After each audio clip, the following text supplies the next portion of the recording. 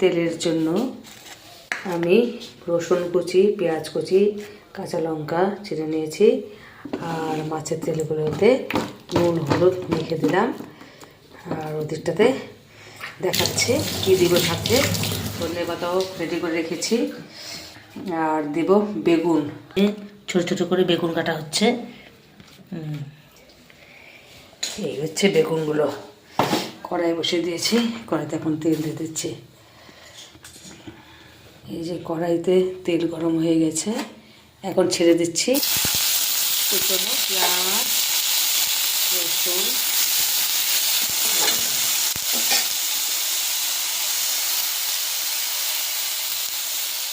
এখন দিয়ে দেবো একটু নুন,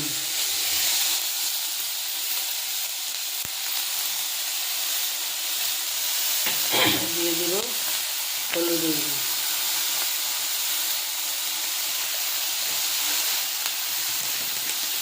দিয়ে দেবো লঙ্কার গুঁড়ো,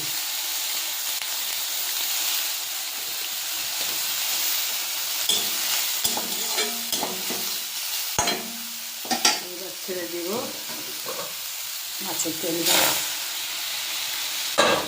এবার তেলটাকে মিক্স করে নাড়াচাড়া করতে করতে বেগুন দেব, একটু তেল দিয়ে দেবো।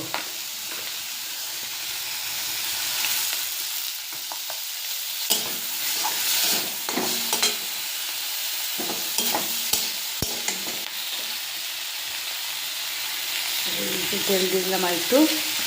এখন বেগুনগুলো দেওয়ার জন্য রেডি করবো।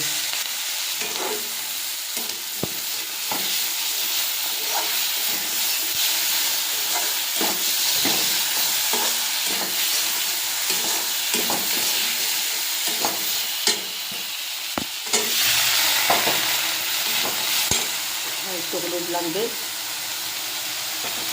একটু নুন লাগবে।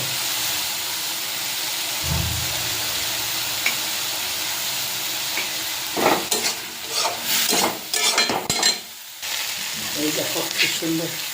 আর একটু কাঁচা তেল উপরে দিয়ে দিলাম, সুন্দর তেল। মানে কি বলবো আর, এক্ষুনি মনে হচ্ছে খাই এত সুন্দর মাছের তেল বেগুন দিয়ে চচ্চড়ি।